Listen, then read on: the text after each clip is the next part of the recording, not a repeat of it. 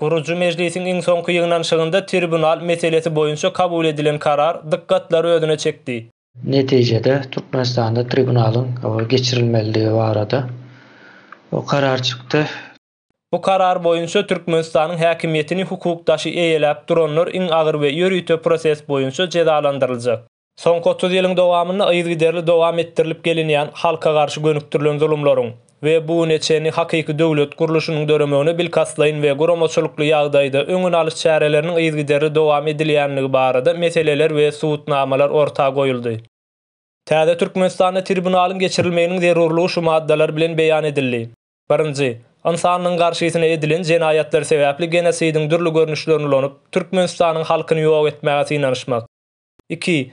Raşidima bilip ýa-da bilmän edilen hyzmatlar sebäpli öz ýurtdaşlaryny raşidimyň peýdasy üçin genosidiň dürli görnüşlerini ulanyp Türkmenistanyň halkyny ýok etmäge ynanyşmak. Türkmenistanyň öz ygtyýarlygyny raşidimyň eline tapşyrmak. 3. Ýokarda agdalan iki maddanyň guramaçylykly görnüşde alyp barlanlygy sebäpli Guruju mejlisiň agdalarynyň gatnaşmagynda ýokardaky agdalan maddalaryň her birine düýpli seredildi we ahirki ýygnanşykda täze Türkmenistanda tribunaly döretmeli diýilip ses berilişi esasyna karar kabul edildi. Başga sözler bilen aýdylanda türkmen jemgyýetinde geçen 1000 ýylyň içinde düýpli döwlet guruluşy gurulmanyny üçin we soňky 30 ýylyň dowamynda bolsa ähli hak hukuky doly elinden alynanlygy sebäpli halkymyz ilkinji gerek 2020-njy ýylda Milli Halat Ediş Komitetini döretmäge mejbur bolupdy. Konstitusiýon guruluşynyň ýoklugy sebäpli Türkmenistanda kanunyň, adalatyň we hak hukugyň hem ýoklugy emele gelýär. Şonuň netijesinde Milli Halat Ediş Komitetiniň görkezmesi boýunça guruju mejlis konstitusiýon guruluşy dikeltmek we işe girizmek üçin döredilipdi.